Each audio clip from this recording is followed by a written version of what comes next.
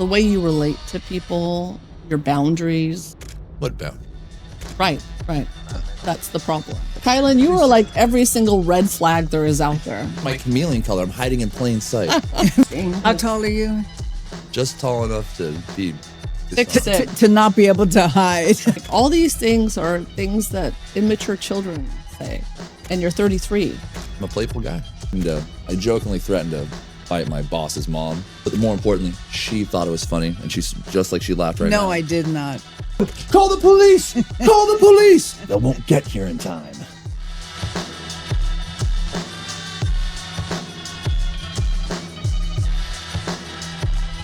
Hello. Hello! Come on, let's get a good hello from you. Hello. Hey. Welcome to my show where I adopt women off the street. I take them in, I raise them as my own, and I release them back into the wild. Thank you for all your donations and all your help. Kylen. I'm Kenda. And today we have a wonderful special guest, which is my mother, Ann Whittington, who is a psychotherapist and has been doing that for 35 years or more. I don't know, it's a long time. And she's worked with mental health and families, marriage and family counselor, correct? Mm-hmm. And I mean, she just has a list goes on. She's a musician, singer. She did it all. Still doing it. Still doing it all. Writing songs. I mean, inspiration. I got my mama.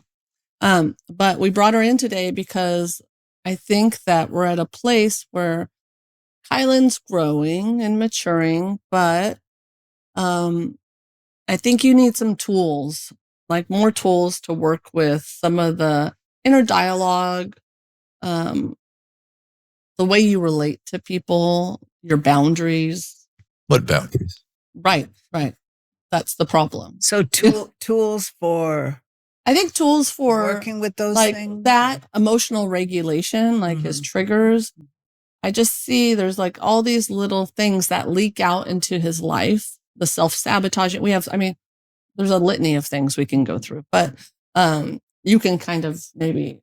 So Kylen, you signed up for this. Yes. Okay. Because I was half asleep, but right. Well, that's okay. I was keeping my job, but yes.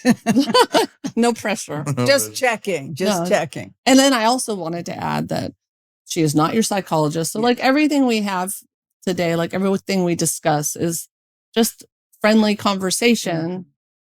When I feel attacked, I attack back, okay? Right. And tools that over her career that she's seen work for people. And I think that could be helpful for you. Do bad tattoos count as tools? Oh, Kylen. No. What about this? But it's a message. It is a message. Yeah, this is a very sarcastic and playful individual. I bet he's very relaxed. That's not what I would. That's not your read. That wasn't my read. Okay. Yeah. Fair. It's like, this is deeper than I thought. That's what my read was. That's an interesting read. Yes. Right.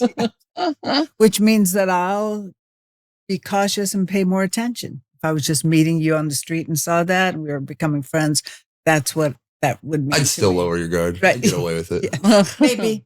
You don't know, though. I don't, but I believe because I'm arrogant and cocky. So yeah, and that's another thing that I watch and go, I'm going to have to be even more cautious and manage myself even more. You were like a lot of work. I can yes, tell. I'm going to be a lot of work. Kylen, you were like every single red flag there is out there, and that's like my chameleon color. I'm hiding in plain sight. Right. And it's interesting. How tall are you? Just tall enough to be. To not be able to hide. Right. Yeah, exactly. True. You know what? Side note, completely devoid of anything good. Everyone, when they know how tall you are, they look so fucking high up or whatever their expectations are. Yeah. I just have to stop moving. Yeah. And I become invisible. I scare the shit out of people because I'm patient sometimes. I'll be like, what the? I thought you're a falling tower. And I've just stopped moving and become invisible. Yeah. Right. It's led to me enjoying scaring people immensely. Enjoying. Yeah, Kylen, and that is another thing. Yeah. Like all these things are things that immature children say. And you're 33. I like to play. I'm a playful guy. I love that you love to play. It's one of my favorite things about you. Yes. And we have to have boundaries in life and know appropriate people to play with, know appropriate times. And because it's like, I think about, like, we've had conversations where you're like, well, I'm just me, right? It's a valid defense. And I'm just being myself. And really, when I look at it, it's like, it's a protective mechanism because, and I look at myself, like when I was young, I said the same thing in my 20s and my early 30s, like, well, I'm just being myself. But I wasn't realizing that I just had poor boundaries and I was making people uncomfortable. And it wasn't just me. It was me performing, acting out, not wanting to be vulnerable, not really wanting to share myself. If I could just keep this like little wall up between my real self and people. Yeah. If I create a character and that interacts with you and play with, that's what we interact with. Therefore, if you try and hurt me, you can only hurt the character, to which I have degrees of separation from, thus a buffer, thus safety. Right. There's a great utility in it. And I would say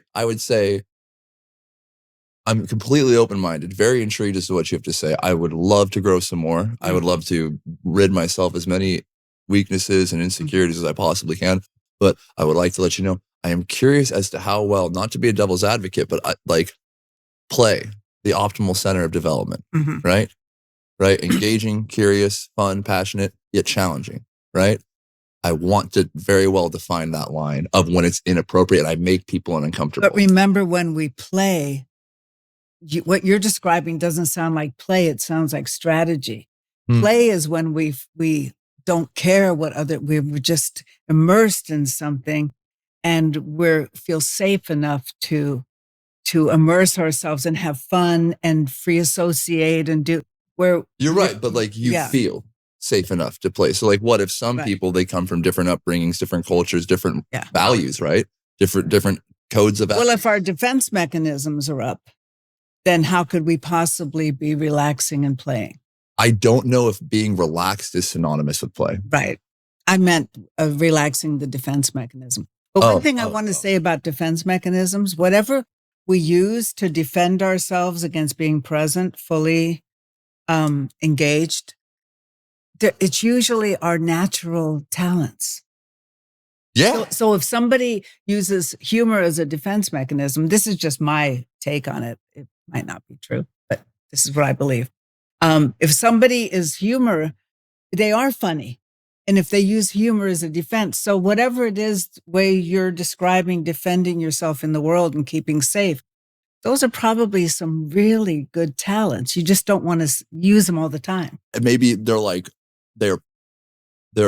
more inseparable than we think. Like, what if it's not just a talent? What if it's a honed skill and practice makes perfect? And being in a survival state is a constant need to have these defenses ready, thus constant state of practice. Well, the issue is more when we're using them to survive and help ourselves when we don't need to.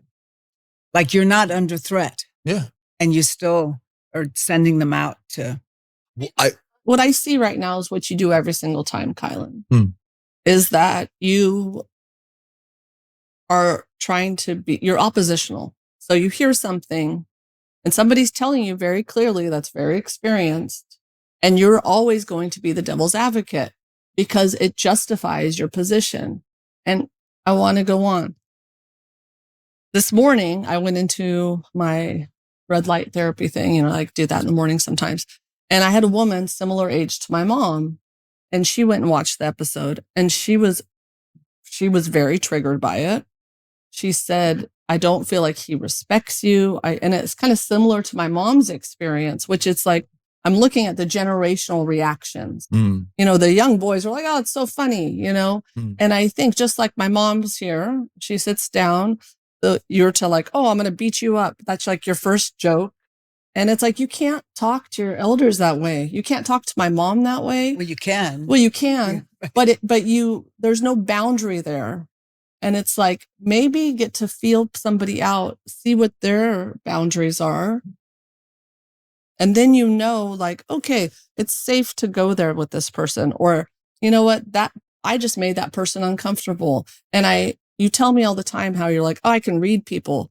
But I watch you bulldoze people and talk over them, and you say you read them, but if you read them, you would see that they're not comfortable. So I think the way you read people is you simply just like leave them alone and let them, whenever they're ready, like put out whatever they want to put out, interact whenever they want to interact. And mine is sort of like, I bounce the ball at you.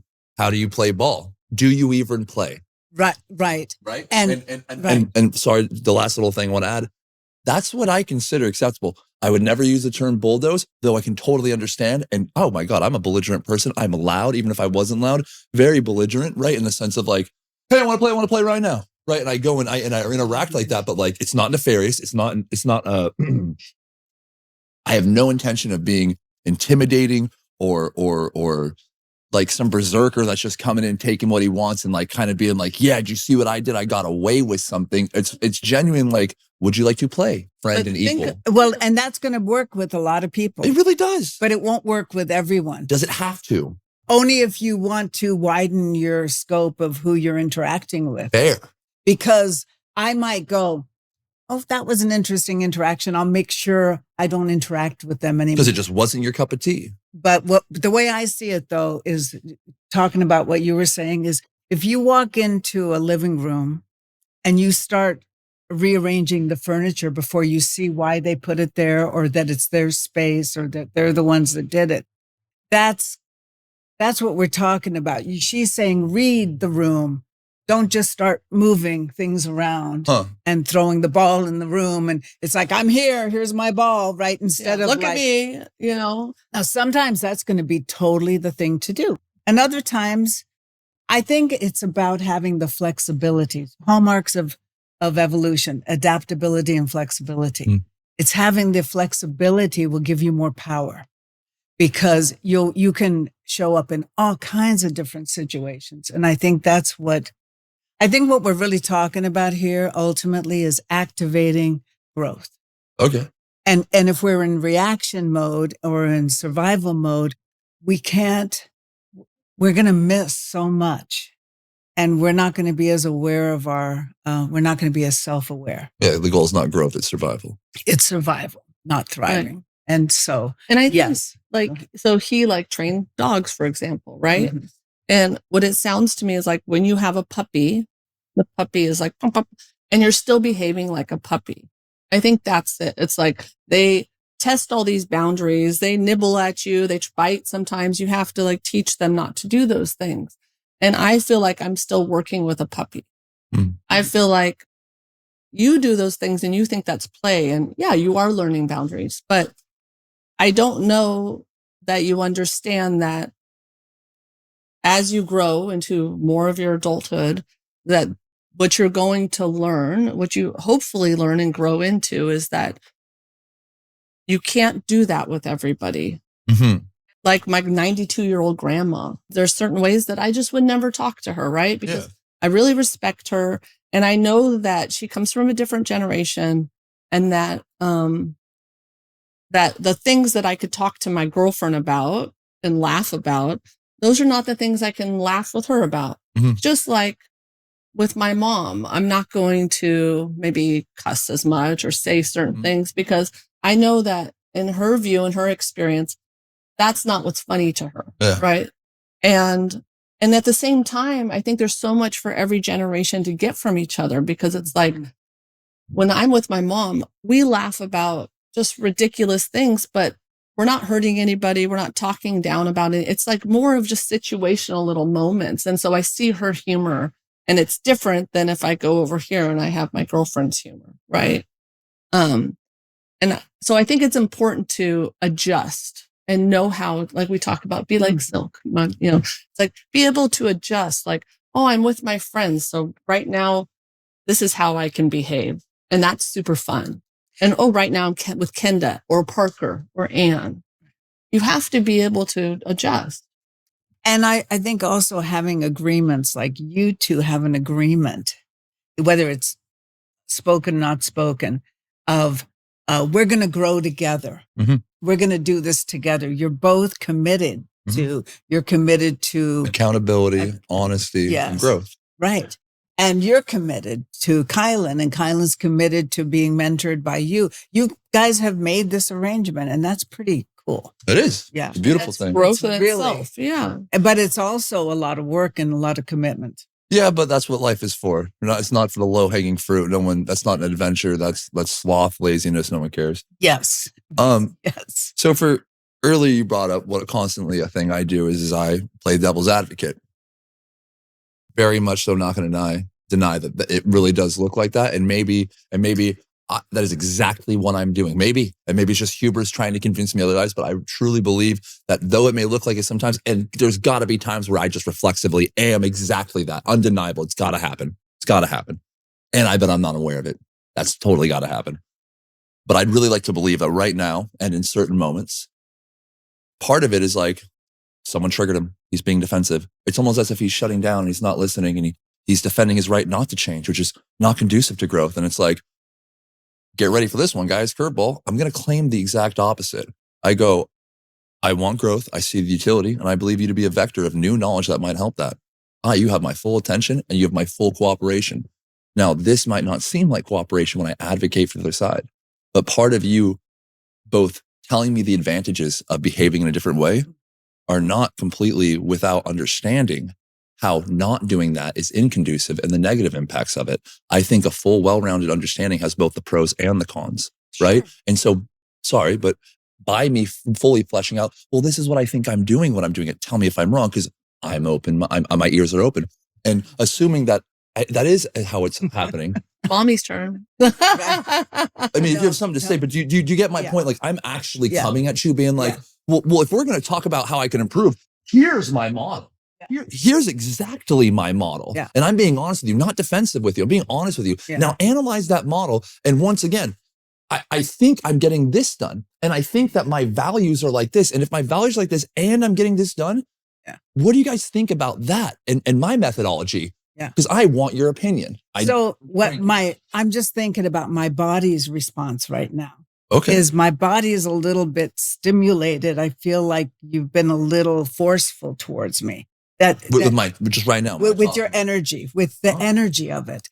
And then I was thinking in my mind, which sends me into my mind a little bit like, oh, okay. I'm just sharing how my body was responding. But I was thinking part of, you know how I talked about our defense mechanisms being also our talents. One of the things I'm noting is that you are super smart, articulate, and you use that with the energy too.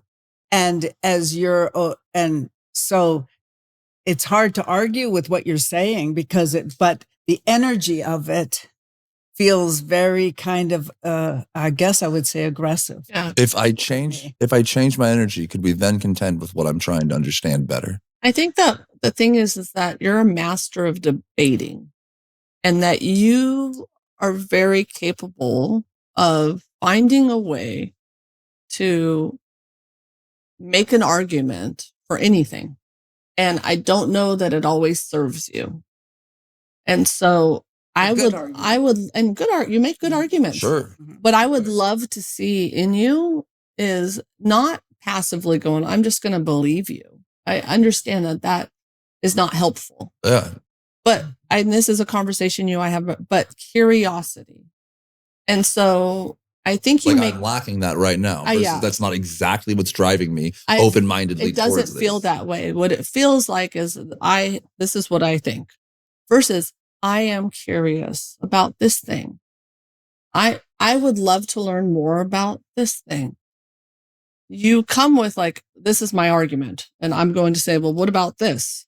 And this is a part of it though. Yeah. But the thing is that are you arguing or are you learning?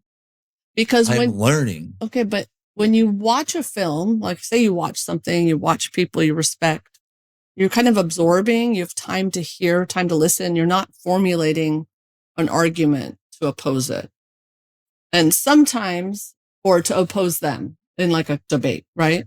Sometimes it's helpful to sit, to be still, to hear, to process a little bit, and then go, I sat with that. That's actually, I'm kind of feeling this way. And What do you think about that, Ann? You know, there's well one of the things I was wondering about was, am I attacking you in some way? Or are you feeling that I'm attacking you in some way? I know I'm not wanting to attack you. I don't think I feel that way. Right. But genuinely. that was one of my questions as you were talking. Oh, like where does influx of energy come from comparatively to the normal state that I interact with other people? Well, I'm just because I've always been like this, right? So like a normal. Always. I mean, you are and you aren't. I'm a very spastic person and I have an abundance of energy and I love psychology. You're not going to take a spazoid and make him talk about something he's passionate about and be like, he'll be calm and collected, even though he's never, by and large. But I don't know you well enough yet to know what that means. Fair. I just know I'm just experiencing. And thank you for your honest input. Yeah. Absolutely. Yeah. But he vacillates. I would say him and I talk all the time, for hours, a lot of times a day. And we can go to breakfast. We can go do things. And even though he's interested, we have a really good dialogue. I feel like there's certain things that kind of, I don't want to overuse the word trigger you or anything, but like there's certain things. It's a word. It works. I get triggered that sometimes. You go, and then all of a sudden it's da-da-da-da-da-da. It's like rapid fire. And there's other times where you're calm and you still seem passionate about it and interested in it. But you feel, you seem much more at ease in your body. Less triggered.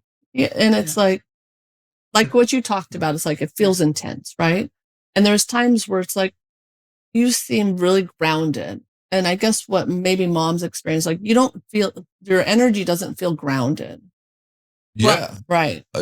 So before we continue, and maybe this is a defensive response, but and I'm going to do my best to really focus on my tone. Yeah.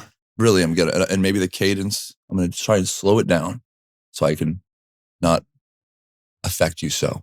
So one of the things I want to say, and I really appreciate you saying that, is that some of the things I'm talking about are not about you, but of things that are about being human. Yeah. That I've learned over the years, right? That with clients, and one of them, the themes, and I guess it's also connected to emotional regulation, but I call it being a guardian of our nervous system, being guardians of your nervous system, because of like your own or like the group of your own, because what is the difference between, I can tell when I'm emotionally triggered really well now because of years of paying attention, paying attention to my body. So I can tell when I'm triggered, which is different than when I'm energized and excited about something. It's different. And so if I'm triggered, then I feel like I'm responsible for not the person or the surroundings. I'm responsible for that. Okay. For calming that down, for being a guardian of my nervous system. Because if I'm activated, I can't see fully what's going on. Fair enough. And I'll miss a lot.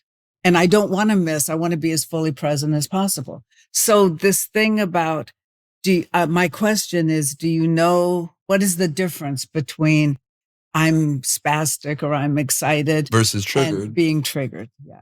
Taking into consideration how erroneous being a human is and how hubris might lead me to fool myself into thinking, See how good and articulate you are. You are so good at that. Does that make me devilish? No. Does that make anything manipulative? But you really want to be manipulative. But you really want to be conscious of that talent and power that you have. Absolutely. Yes. And thus my intrigue in this and growth and humility and all these ways. Because good thing I'm well read. I'm so intelligent. Too bad I'm a fucking Machiavellian psychopath and I'm going to wield it horribly. You know what I mean? I want to be well rounded. Something I'd like to point out is that we've talked about triggered. We've talked about tonality. We've talked about basically outward interpretations and how we're going,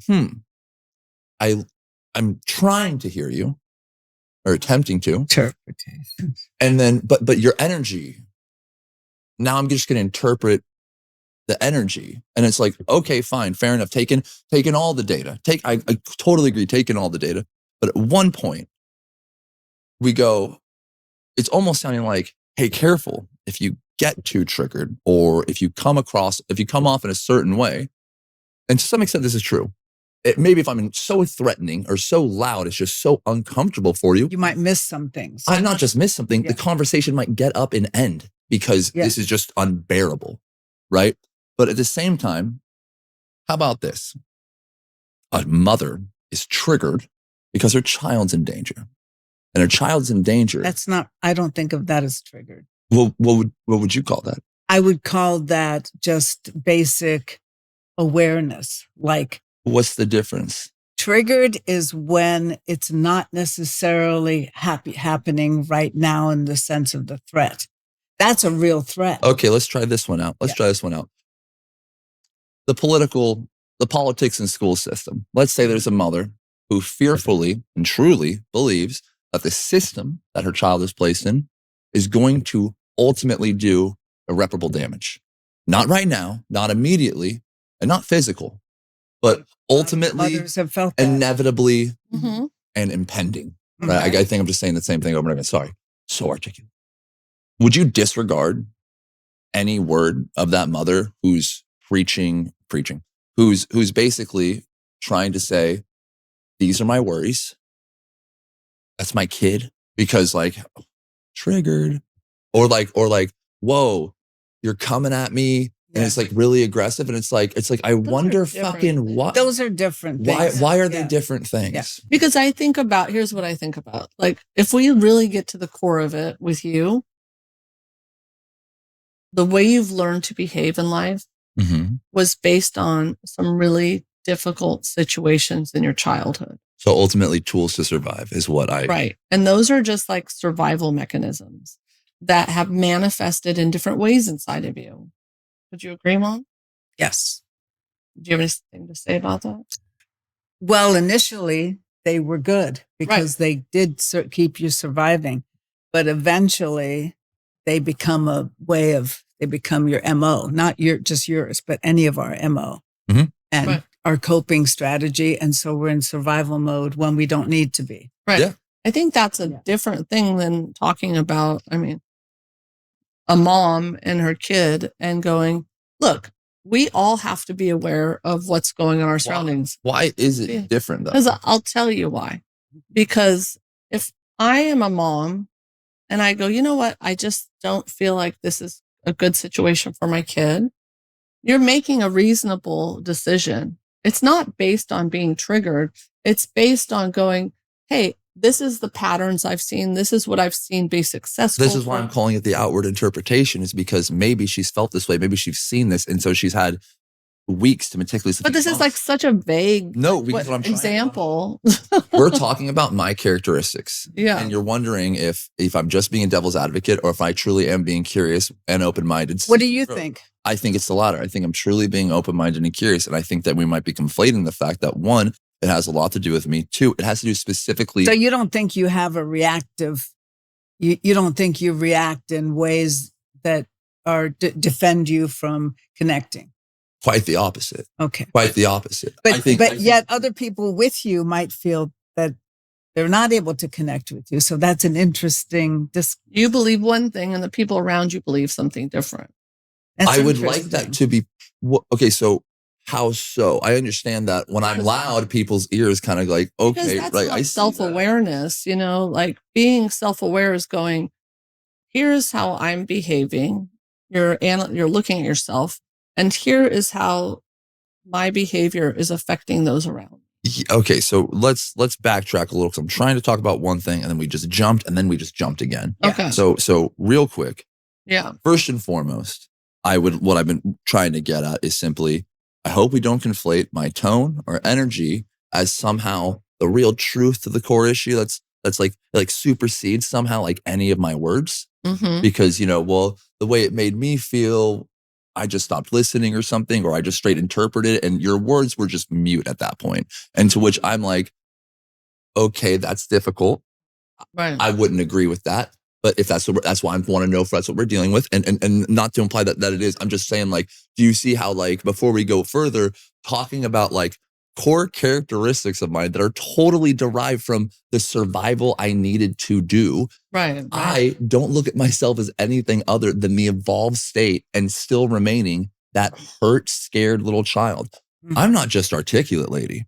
I am cocky and arrogant because I have to take chances, because I have to make gambles. I'm not just that. I'm charismatic. Had and still do, because that's my way of, that's how I know to survive now. Okay. I do not know how that I'm not in survival mode, though I know I'm being taken care of, and I know that I'm loved. I still might be traumatized to the point of, don't take it for granted. It might come back. You have no certainty that it won't. And I'm still going. I'm also charismatic. I'm all these things. You know what they are? They're the same scared little boy who's like, please, I don't want to go home. Will you like me enough to stay home? Can I sleep over at your house? Will I be charming enough to your parents, even though they don't like any other kid? Me, get ready for this one. Have my friends mind blown, because the parents go out of town. They go, no one can come over because we don't trust them, except Kylen. And everyone goes, the sketchiest freaking kid out of my whole school. That's the one they trust. Like, yeah, that was part of my skill set, right? Like all my nice things. Manipulating what you were good at. If you want to call that, then you manipulate the air into your lungs. These are facts of life, and there's cause and effect, and there's reactions. You are so smart. Okay. You're quick too. Yes. And I do my best to be devoid of stigma. Yeah. But but I have to say that I feel like your presence takes over. When you come into a room, I feel like, at least I've only had a few experiences of you, but tyrannical. You just lead. You take the lead. Yeah. I mean, should we sit there and politely wait for either of us to awkwardly do nothing? Pass. Well, what are you missing? What am I missing? By always taking the lead and throwing the ball in the middle of the, what are you missing? So I mean, what am I even missing? motivated I have you? no idea, because I never experienced it. What I think I'm dispensing with is, hello, how are you? How's the weather? But you don't know. Good day we're having. Oh, I'm not. Right. I agree with you. The boring, I'm keeping us from being boring. Yeah. No, like erroneous, wrong is not done yet. Right. The complex structure of the man that I am is 99% derived from insecurity. Yeah. All right. Like, I'm the same. I'm working with the same model of the same child who's scared and ran away from home. You know what I mean? And you're locked and loaded. Is that somebody that you think is a healthy person? No. That's why I seek and believe I need help. Now, do all of these things immediately take anything that is good in me and throw it out the window, baby with the bathwater here? No, of course not. And so what I'm doing here that we might be mistaking for devil's advocacy is simply my genuine, honest nature. Yeah. Please hear me out, because you're triggered by it before I could even say it, apparently, shaking your head over there. Yeah, I genuinely put it on the model. You go, there are problems with the way you do things. And I go, okay, let's talk about it, the ins and the outs. And then my next response is going to be like, here's exactly the way I do things, and this is why. And then people take it, go, oh, he's bulwarking. Oh, there he is. He's being obstinate. I'm like, no, I'm literally going, as a scientist, destroy it. Whatever remains is true. Here it is in all of its glory and shame. Oh, yeah. I'm just being honest. This is what my model is. This is why I do it. This is how I think it works. And this is why I believe I even did it in the first place. Now it's your turn. But instead of going, oh, it's my turn, let's take a deeper look now that you've given me more information to look at the thing I was already looking at. Instead they go, hands up in the air. He's being difficult. He's using devices and strategies to not talk about it. It's like, are you kidding me? No, I just put the ball back in your court. Let's talk about it. But the thing is that I don't feel like you're being difficult. I feel like I'm checking out. Right. That's what I tried. I'm checking out. Like I just checked out too. I just checked out when you were talking. I noticed I checked out. My whole body was just like, I'm checked out. And I'll wait until you're done and there's a little space, and then I'll check in again. I mean, so that's really, I'm just, sharing what's going on with why do we check out? Why? Because I felt like you were talking at me instead of with me. Like you had a thing, and here's your little bubble, and then the bubble came out. And it was like, okay, that's a lot. All right, I apologize. I'll just wait. No, that's okay. But thank you. You don't have to apologize. But then I won't apologize. Yeah. I want to take your words. Because that's our agreement. We're just being all as honest as possible. Then I won't apologize. And once again, I'll continue to do what I've been trying to do, which is utilize her and her knowledge and her skill set for my own gain right here. Very selfish, very manipulative. But nonetheless, I'm going to still keep trying to do it. And so I'm going to try and go back and not lose you. Because once again, I really am not trying to be defensive. I'm trying to be heard. Slow it down. So if you slow it down and you're also quiet and listening, there's a way in which you see that as. Well, you also open up the conversation when you just are like bringing up the tempo and your energy. It feels like an attack. And then the other person is like, you're not receiving it. So you can't go, oh, we have a natural dance going. Because if I'm talking to my mom and we're kind of in the same rhythm, we have a dance going. And if you and I, when we're a little, it's a dance. Right now, it doesn't feel like a dance. And it's interesting because I think about like, I don't know the percentage, but it's like how much of communication is body language and tone, right? Besides the words. I mean, a lot of times the words don't even matter. Our nonverbal communication is actually, I believe, much more powerful than the verbal. Because if they don't match, like I'm saying I love you, but I'm acting a certain way. If they don't match, that doesn't hook in. We're going to go with the nonverbal. Right. And we just are, because that's I think as animals, that's our survival thing, right? And so, yeah, that gets activated. And then, so I was responding to the nonverbal, not what you were saying, but how you were saying it. So you're not quite convinced that that's as important. It's not true. No, I was wondering. No, I would completely agree with you. And I would say that, well, as an individual, my audience is also going to be an individual. And so it's going to be very site specific. Thus, we're going to have to read the room, like you guys were saying. So maybe with varying degrees of difficulty or just ease. But yeah, like if I'm trying to communicate, I'm trying to transcribe my thoughts onto someone else, I should probably do myself some favors in that process and really focus on exactly who this individual is and what they require to receive things. And how is it right now? Because you're doing that. It seems to be going a lot better. Does it take effort or work to kind of, to be able to go, I'm going to slow it down and I'm going to make eye contact and I'm going to. It's not painful at all. Painful. Yeah. But because I felt it. Huh? I feel it. Yeah. You feel the energy go. Whoop. And I'm much more open. You know, I'm not as busy in my head trying to figure out how I'm going to navigate or manage it.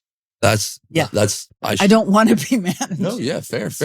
And we could like look back and be like, why I can do this. It's not painful. Yeah. How come I have to choose to do this versus reflexively not think it's just innate? Well, isn't that all of us? Aren't we all growing and becoming self-aware if we're activated? Not everyone's doing that. So I would say, I think that's just coming from, because I had to raise my voice in order to be heard my whole life, right? So I'm just trying to be heard and I'm doing it once again, surviving the way I know how, the way I've been traumatized into position, not because I think I'm superior or I think I can get away with it or something, or that I just am inherently this manipulative, bad person, right? There's different types of manipulation. I'm not saying that everything is manipulative, but I think that there's positives and negatives to the word. I know we use it in a negative way, but I'm not, necessarily negative. Right. But I want to say that, like I have come from a traumatized background. My way of coping and surviving was to dissociate. Which I can do, if I feel like, like I said, I checked out, I went to my safe space, or I can, daydream or, and freeze. Those are the ways that those were my defense mechanisms. Can I ask you something about those? Yes. Is there any survival tool, defense mechanism that was created at a young age through trauma that even after all this like reflection and self-growth and maturity, that there is just whole systems you've kept in place or have finessed and chosen to implement? Like, because I ask, because I think I'm a very articulate person because of that. I think I'm a charismatic person because of that. And so to me, I go, oh yeah, I'm the belligerency I would love to do away with. There's a lot of things about my character I would love to clean up that also came from the trauma, but there's some things that are good that came from the trauma that didn't just help me survive the trauma. There is utility in certain things. Right. And so that's my, do you still have any? Oh, yes, absolutely. But I think that I had to learn how to be more fully present, be aware when I was tuning out, and then also channel things more consciously, like, oh, it's really good in my creativity to daydream and to free associate and to, be in my, I don't want to say dissociative. You're like your own little world. More my own little world. And I think, and I also feel like I'm resilient and resourceful. And because of all those things, I really feel like there's a lot of strengths there. Yeah. And exactly strengths. And honestly, like those are admirable aspects to your character. And it's like, oh, it came from a dark place, or just the fact that it's like, I felt like there's a bit, I guess it was apparently just my energy, but I felt like we were talking about it. And I'm like, I'm just trying to really distinctly draw a line here so we don't throw the baby out with the bathwater. We never do that. Because I'm trying to claim there's a baby in this bathwater right now. And I felt like it wasn't being looked at. Yeah. And that's mainly what I was trying to get back to there was this. Yeah. Sometimes I feel like it's semantics. Like sometimes I feel like you get there naturally in a conversation and you don't leave space for that conversation because you go, do. This is how it is. And instead of having it organically happen, right? Because we would have probably got to where you wanted, maybe with a little more time and a little more dialogue and back and forth. You know what? With you people, I think you're absolutely right. This is a treat. Rare one is by and large. Yeah. No, but sincerely, that's a great observation you just made. That you're absolutely right. I wish I made that observation before. Maybe I wouldn't have so frantically believed you guys almost the way I behaved, almost incapable of doing it without my help, right? Without my tyrannical takeover to make sure we got there. If it wasn't for my navigation, we never would have talked about psychology. Women are afraid of it. No, but truly, my father cannot talk to me about 90% of the things I want to talk about. And it's just because he's too exhausted. He dropped out of high school. It's not that he's stupid. He's a brilliant man, but it's just like, he has no patience for it. And so it's like, I don't get to have any deep conversations with that man, really. And then all my degenerate friends, most of whom aren't with us anymore. Surprise, surprise, the degenerates weren't into philosophy or psychology as well. They were into drugs. Okay. And so it's like, by and large, you know why I'm funny? Because I'm bored and I choose not to be. That's part of that goes into things that I'm curious about. And so I'm constantly in the same way that I'm like, hey, do you play ball? She came in today. I jokingly threatened to fight my boss's mom. That was pretty funny. But more importantly, she thought it was funny. And she's just like she laughed right now. No, I did not. She laughed. I interpreted that. Right. But a lot of people uncomfortably laugh and they think you're looking for that. And that's that self-awareness is oh, this person actually isn't I think I can read people. But the truth of the matter is people pretend to be okay with things all the time. Well, what I did was I went, okay, I'm not sure what this means. Yeah. So I didn't, I was just aware, oh, okay. What did you assume before you had any concrete? What was the first assumption? Was it probability? When you said that? Yeah. Oh, I knew it was a joke. I just thought that's an interesting way of having humor as your first interaction. Today. So it was immediately registered as a joke. But I not a fan of it. But the other part was, what's that about? Yeah, but that's me because I'm psychologically totally. And even if you and I totally thought it was. I'm just being honest. Yeah. And as you just heard, I totally thought it was successful. Yes. Right.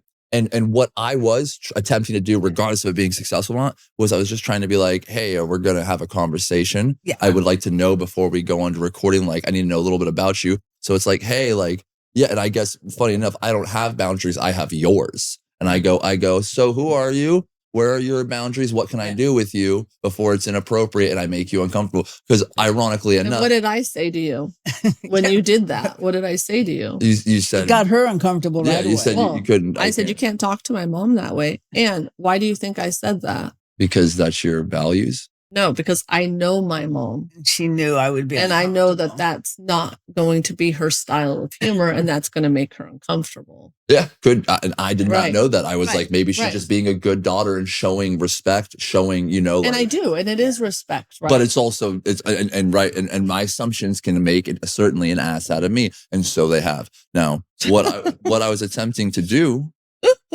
You were trying to like make her comfortable with you. Right? Yeah, ironically, and get to know her and figure out these boundaries. And I failed miserably, but that was the attempt. You didn't fail. That's just. Failed. But we're still here and we're still talking, and I'm getting my way. Yes. Okay. So, but what I wanted to say was the thing about the baby in bathwater. It's not. It's really when we do it automatically, not on purpose. When our defense mechanisms come up without us going, do I need to send my warrior out for a battle right now? Or maybe not, right? If I do it every time, like I have a relative who, we won't go into who it is, who uses humor, and they are really funny. So funny. But every little interaction is going to have a joke. And so it's like if you send a comedian out for every interaction, that's not as powerful as being aware, like, why am I doing that? Right? Why am I, do I really want to send the comedian out right now? Or do I really want to send the warrior or the person who's ready to battle, right? Or the philosopher or whatever it is, the psychologist, whatever. Yeah. Do I really, it's being aware of it. This is what I'm doing. That makes the difference. And so sometimes I'll send it out. That's keeping the baby, right? Sometimes I'll send out the things, and other times. So it's really about self-awareness, right? And Are you aware when you're in that mode of I'm just doing my thing or not? Okay, I got one. Are you feeling people's, like we were feeling your energy? Are you feeling people's energy? Because if you're really feeling our energy, then you're seeing that we're not comfortable, right? And then do you want us to be uncomfortable? And that's, we talk about like trolling and things like that. So it's like understanding boundaries in many ways with people, with yourself. If you feel your energy and you're like, well, this is a normal state for me and I'm comfortable with it. But then I see, like you have Parker around sometimes, right? He's a 10-year-old boy. There's times I've had to intervene and say, that's not really something you can say to him because he's going to react in this way, right? We've had those. It's like that sensitivity to who am I dealing with? Well, and so I have felt you in the last little while we've been talking. I have felt you tuning into me and being sensitive. I have felt tuned into.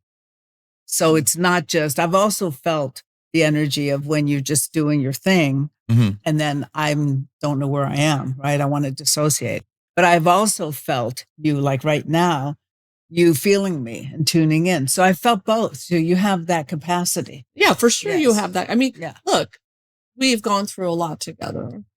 I see it in you, and that's why I'm here. And that's why I like to have the conversations with you. And I want to see you grow into that man because I know that the potential is there. It's more of like... What man? The man. Identified that man, that human being. I think that man that is like, what I see in Kylen is like, he is very empathetic. He's got a wonderful heart. He would do anything for me. I know that. He would do anything for my family. I know that. He doesn't want any of it. He's just mainly violent. But I see the person in him that has the empathy, that has the self-awareness. He vacillates between this person that is like really not in touch to very in touch. And I can feel his heart, and that's the draw because I know he's in there. And I know that if we could just balance like 80% of that man and like 20% of this like this playful little, elf that wants to do all these mischievous things, If we could just take those two right now, I feel like we're like 80-20 this way. 6.6, 6 foot, 6-inch elf. Yeah. That's I'm just trying to wrap my head around that. King of high waters. Yeah, For sure. right. Yeah. But, because you just said it, he's 6'6". You have such a presence. And I think you would have so much more success and power in life if you can learn to manage that part of yourself, because you are intimidating.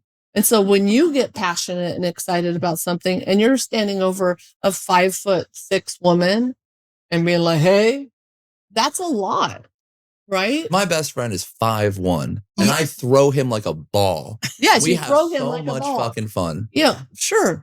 But we're not talking about Do your you friend. see yourself as intimidating? Because I don't think you do. You laughed. No. Yeah. But at the same time, you'll tell stories like where you're almost going to fight. It's like, I am this big man. So you are big. You can be. I also know something that you ladies might not, but size means very, very little. No, we know that. No. And To us. I know it Right. better than you do. Sure you do. No, Sure. like in a Kylen, you don't have to convince No, I know that you what I'm trying to get at is that with my experience of violence and being in fights and that culture, right. and the world of being a man, Yeah. and finding out that size doesn't make you a man. Yeah. It's your choices and it's your reactions and all these things. So I'm trying to be like, oh, ladies, like I'm kind of oddly agreeing with you. Right.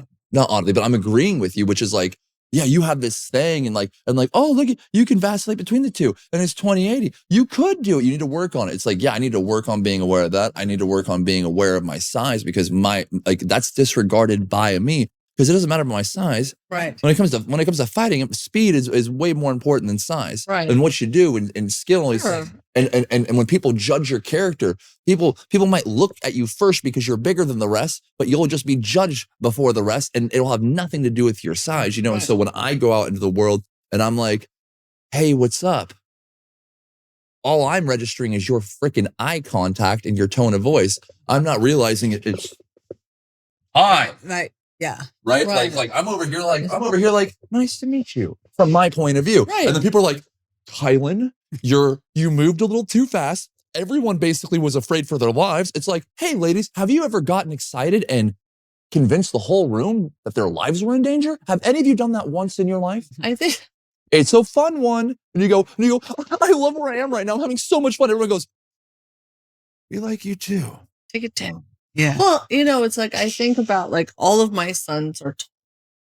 And when they were little, everybody treated them different from a young age because they always looked older, but then their maturity level was where they were at, right? So it's like they might look 4, but they were like 3.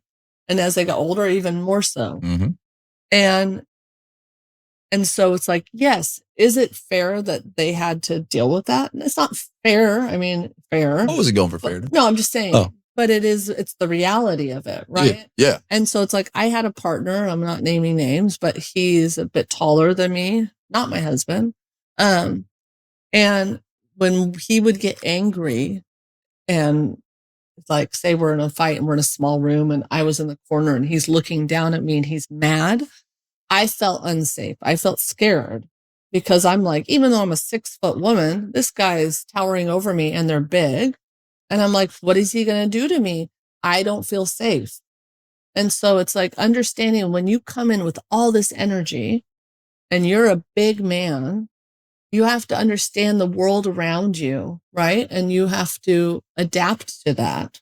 That's just the reality of it. Is it fair? You don't have to. You don't. No, I'm saying you don't have to. Right. Right. Like that's but not to be a devil's advocate. I'm Right. trying to be precise about it. Like it's right. like, You don't have to. Right. And I didn't have to change my tone. I could have just stood here and been like, I'm fucking just as sovereign of an individual or citizen as you, and I can fucking scream if I want to. Freedom of speech. I could have done that, but I chose what I believe to be a more strategic and successful route to get what I wanted, which in this case was to be heard and understood. Right. Yeah. Right. And in all these moments, right, I can look at it and go, hey, that's not fair. Right. Or I could do everything in my power to try and benefit myself in the situation, right? Like that's there. And these are all tools and new things that got to be learned and practiced. Yeah. But I just keep going back to it. If you hear me defend my bad behavior, I'm just asking for a closer examination with a magnifying glass. Right. But you need to understand that there's a couple of things. One is that not everybody has the energy to spar with you. Then don't. Yes, but like the hard part is that you require that sometimes, right? That's where we're going, though. No, I'm just saying, not everybody has that energy. Yeah. Deep, and right? not everybody has the skill set to even help. Sure. So there's that, and I think the other thing is like, look, Kylen, I adore you. You're a great guy. I think as you like make new relationships, a new partner, you have to understand that it's going to require some work in that area, because maybe your partner is really wonderful in a lot of regards. But they're just not interested in some of the things I am. That's fine. I was going to say, but they are not your sparring partner, right? And so... I wouldn't put her through that. You say that, right? Well, that's why we're here. That's why I'm trying to do this now. No, but am I in a relationship? No, Did I hook up with any girls in Europe? What did I say? I said, I don't do no one-night stands. I know. I want a girlfriend. And I said, and I'm not ready for one. Right. All right. So by the way, I'm hoping we get there. Sure. I believe we will. So one of the things I wanted to say, it's kind of like there's two paths, or like most of what we're talking about, I see as human development, whether you're male, female, or whatever. Then there are some that are some sensitivities to whether if someone was a person of color, or you're male and female. Like if I go into a garage at night, in a public garage, and I see a bunch of men, I'm going to feel a little bit cautious. Sure. But if I saw a bunch of women, I wouldn't. You'd take your clothes off and run naked. No. Yeah. I mean, that's just, I don't like it. They're probably nice men, but of 5 men coming out of a pub or something, and I'm in a parking lot, I'm going to feel like I'm a little more on guard. I'm going to be on guard. So, so I'm saying that because sometimes we're talking about, when a sensitivity to our surroundings and the different things that we might encounter that would be different for them, that we want to be more aware of, like, oh, I am a man and I have a strong voice and I am articulate. That's going to be read differently in different situations. Yeah, you're absolutely right. But the other thing, the main thing that I'm here for and we're talking about is our own human personal growth and our self-awareness about what activates us, what our defenses are. These are human things. These are things that I've been doing. I feel so fortunate that when I came to Santa Cruz, I don't know why or how, but I was like, sign me up for anything that will help me through my trauma and I can grow. I mean, at that point, Santa Cruz was really different. It was like breath work, and people would come over to the house and we'd be in the backyard doing massage and hippies. Yeah. I mean, it was just like, oh, I'm going to get rolfed. I just signed myself up for everything. And I thought, how did I know to do that? I just knew I knew my family was hard and I knew I needed to grow. And I did therapy and I did all different, whatever was happening, I signed myself up for. And I don't know how I knew that, but what if it was just a propensity to be honest and be accountable? Yeah. What if that was what it was? Well, I also had some bad habits and I thought, I really need to grow. And I thought it was connected to trauma and abuse in childhood. Yeah. And I think I was correct in that. But no, there were some things I was doing that I wasn't totally on board about. Fair. But honestly, you weren't. Like, honestly, to yourself, you were betraying yourself. Honestly. Yeah. Yes. And so at one point, you couldn't lie to yourself. You could have lied to yourself, then you could blame your dad for it. You could blame whoever, justify it. No, but and now move it's on. my hot potato. Yes. Now I got the hot potato. Honestly. And when I look back, I could see exactly why they did what they did because of their stuff. Yeah. Right. You can look back and see. And that's kind of what Thich Nhat Hanh says is forgiveness is a natural flower of understanding. How do you say that name? Thich Nhat Hanh. Thich Nhat Hanh. He was a Vietnamese Buddhist monk. Thich Nhat Hanh. Thich Nhat Hanh. Yeah. And what did he say? I'm so sorry. Forgiveness is a natural flower of understanding. If you understand, like when I understood my parents, where they came from and their history, it was easy to forgive them. Hurt people. Yeah. And it was easy to forgive them, and it was natural. Forgive, and where there is also that thing of the caveat, forgive is not forgetting. It's not abdicate. It's not saying it's okay. Responsibility. It's not right. It's not saying it didn't have effects. It did have effects, major effects. Yeah. I think forgiveness is just the willingness to move forward in the best way possible. Right. To understand that they had their things, but I have the hot potato. So I come to Santa Cruz. I'm a flower child. But I'm a wounded flower child. But you're right. I knew something in me was good. Something in me was really good, and I wanted to give it to the world. And I think that's what we're talking about, is when you say be the man. I think it's being your best self so you can offer to the world everything you have. Yeah. So it's basically to position yourself to actualize the most potential in yourself. Exactly. Yeah. And that was what, did I do that? I certainly made movement towards it. I don't think I self-actualized or anything fully, but I'm still a work in progress.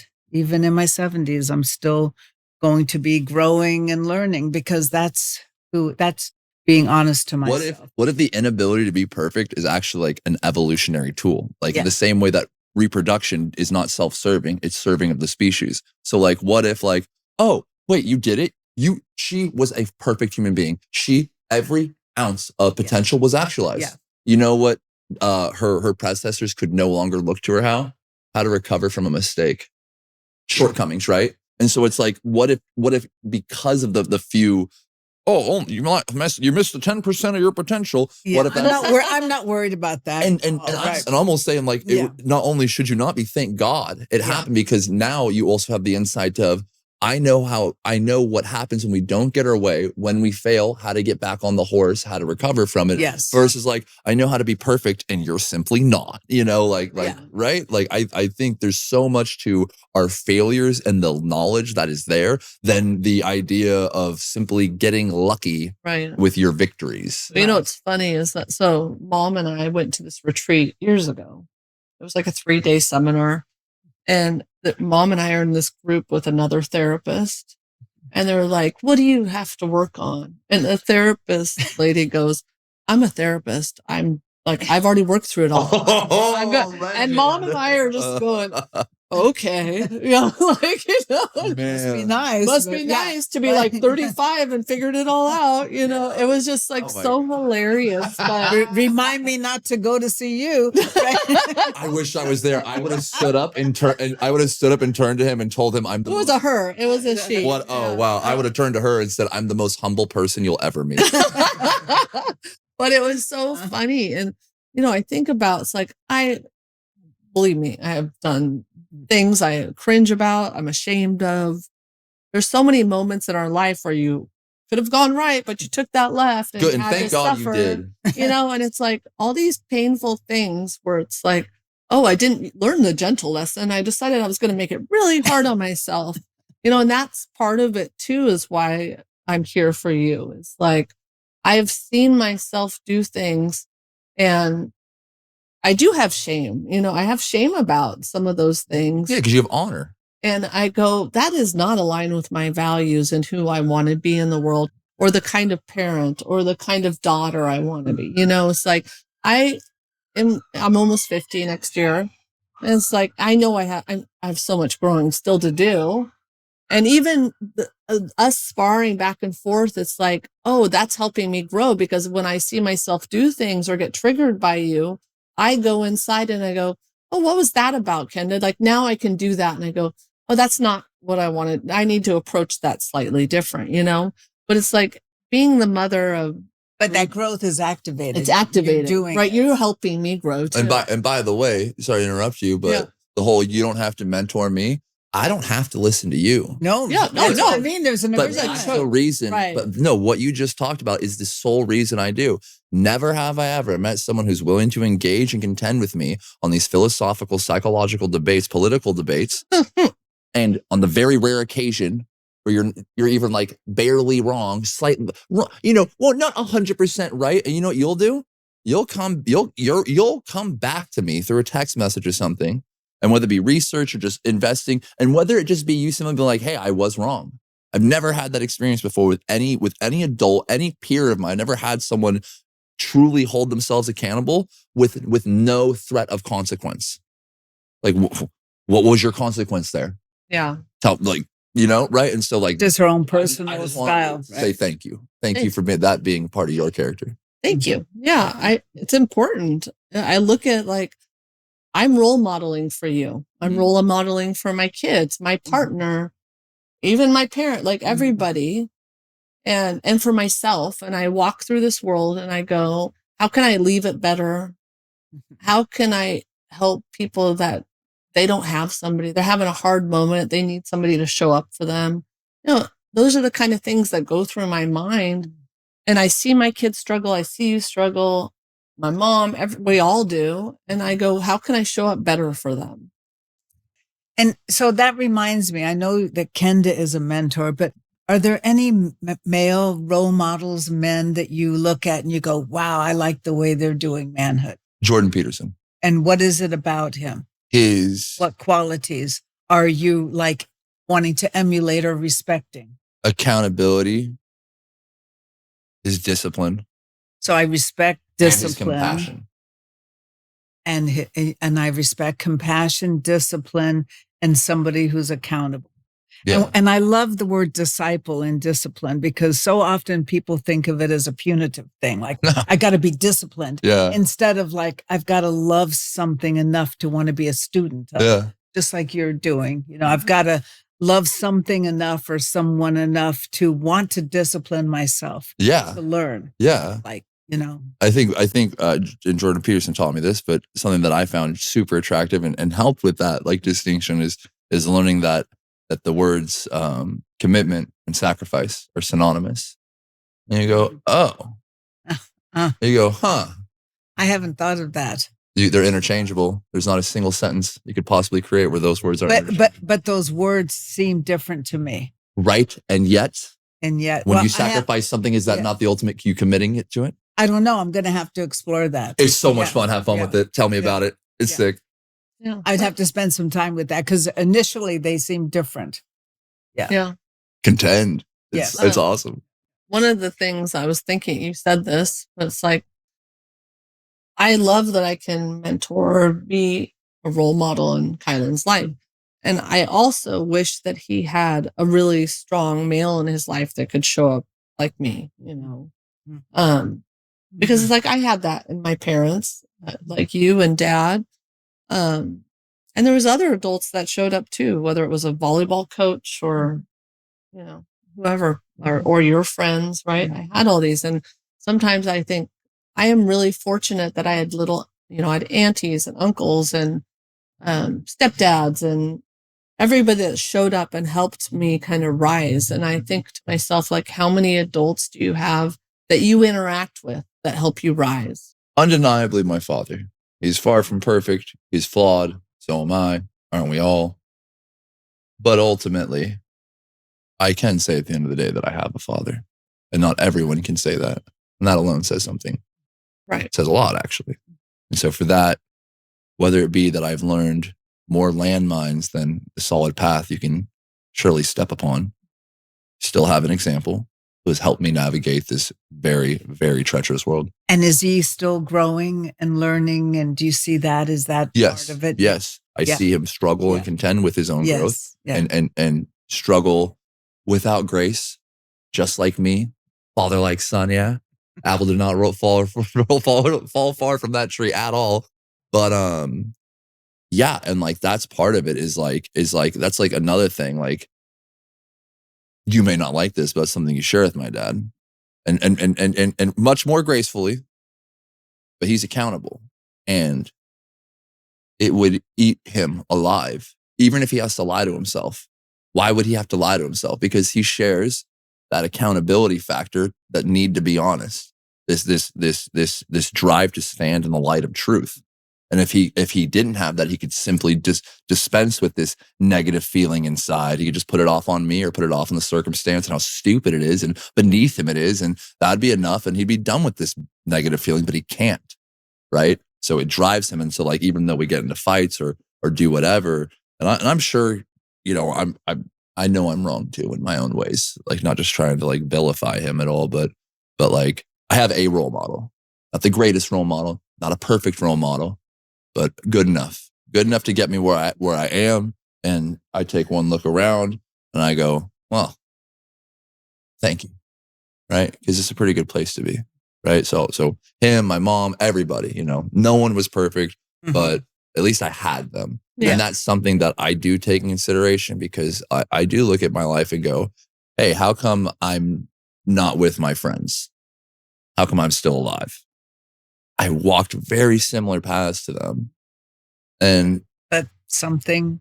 And some of them did have fathers too, you know, and some of them didn't. And ultimately what I saw, what I'm still trying to map out in my head that I'm not too certain of, but there's just things that I believe in, still fleshing them out. But I feel like our greatest driving factors to which we interpret, and then whatever the hell happens in your brain, good luck, you know? But I feel like we interpret pain and love. Like these are the two primary forces that really drive you to do anything, like desire and fear, right? And for example, I used to think that I was a psychopath until I learned the word sociopath. And then I thought I was that because I had no empathy for people. I think now looking back on it, I was just in such a state of survival. I didn't have the luxury to really care about anyone else other than myself. So it wasn't that you didn't have empathy, but naively couldn't even frame that well, right? Or you just kind of shut off to that part. It didn't serve me. But either one of those pathologies, you thought there was something wrong with you. Thought there was something wrong with me because I could tell that other people would be like, aw, and I'd be like, doesn't serve me. What do you mean on? What the fuck is an aw? Get away from me. You're weird. I don't understand you. You're a threat. I'm out of here. Weirdo. Bye. And it was like, I just had a schizophrenic breakdown, but you're the weirdo, you know, like, right. And I just think that later on in life, all of a sudden I changed my attitude, and it was like, why? And it was like, because I finally had suffered enough pain where I couldn't look at you. And if there was any similarity, if there's anything that I could reminisce with and empathize, ultimately, I just use that word. If I could empathize, it was through the vector of pain. I didn't empathize with someone's first kiss. I didn't empathize with any fucking joy. I empathized with pain, sorrow, and misery. Yeah, you can relate there. Yeah. And so I go, wow, what a miraculous tool that is, suffering. What a amazingly helpful knowledge base pain is. Well, that's why they say that is what unfortunately activates growth a lot of times. It's not our happy times. It's our suffering. Yeah. Right? It's our pain that activates like, I want things to change. I want things to grow. Why would it? Why would it otherwise? Right. If it's good enough, it's good enough. Right. Be grateful. Right. Be grateful, right? Or be lazy. Be slothful. We have more than enough incentives to just skate by. Yeah. But what's saying, no. Gets your attention. Right. Right. And then even then, love, right? Yeah. Love doesn't even get you to change. It's the idea of losing that love that is so painful. It'll get you to change. Yeah. And so I'm over here being like, something to this whole pain business. There is something to it. Yeah. Yeah. If you don't just go into medicating. Oh, yeah. If you're actually, like, you were exploring it, like there's something to this I'm a pain fucking business. glutton for pain. Inadvertently and constantly, like, you know, I make a lot of mistakes. I constantly fail to get out of my own way, and I bring around problems. So you a glutton for growth then? Yes. You mean? Yes. That's it. Right. Yes. Okay. And he's getting loud. Call the police. Call the police. They won't get here in time. It's like you go into a movie and you play all the characters, right? A scene. You know, and I think that's a trust issue, really, because I just don't believe you guys have what it takes to keep up. So I'll do it for you. Right. I'm kidding. Right, I'm kidding. right. I'm kidding. No, but the behavior would suggest there is something like that. And there's some totally some truth to that little joke I just made. Yes. There's totally that, like, Yeah. Maybe you won't play, so I have to play with myself. Yeah. Right? I'm always like, why are you so witty? Yeah. Why are you so witty? Why am I so ready to finish your sentences and whatnot? It's like, because I talk to myself more than I talk to anyone else, you know? And it's because I'm trying to entertain myself. I'm also trying to figure things out. Not everybody. It'd be quicker to name the few amount of people that do have the energy to contend and play with me and chase my curiosity and my whims in debate, you know? And I know that. That's why I carry on by myself, which doesn't get me far, but it gets me somewhere. What about when you're with somebody that's like yourself? Oh my God, everything you guys just said, just fucking throw it out the window. We're having the time of our lives. We're screaming at each other, hysterically laughing. So could you live in that mode? Is that a nice place to visit? Or would you like, oh, I want to live with this person day in, day out, 24/7? I'm just curious as to. I'm really trying to flesh out the hypothetical unknowns of how I should be more hesitant before I just say yes. Do you really know someone like that? I've met a couple people that I've never had the circumstance to really like, because I get what you're saying, like the confined quarters and like. Well, usually like there might be an alpha thing, right? Like who's in charge here? Oh, I could totally say we have the best conversations, but we just can't live together. Right. I can see that, but when it comes to the sole goal of transcribing your thoughts onto others and then doing that with what you will and seeing where it goes, right? It's just that solely the goal. And that's my fucking favorite person to talk to. Yeah. You know, I was going to say, you know, what's funny is that I have two friends that are big personalities. And I was always like, when I introduce them, they're going to love each other. And they didn't. No, because they're threatened and they're like, I'm the talker. Get out of here. You know what Brian said? He goes, 2 stars can't occupy the same space. Right. That would be better said. Sometimes insecurities can rub real wrong against each other, right? And if either of them weren't ready to like accept or you know, take turns being submissive, because you're absolutely right. Like someone like me, like who? Hyper dominant, aggressive, nearly tyrannical. Yeah. Oh, and articulate. Oh, thanks. Saving grace. Right.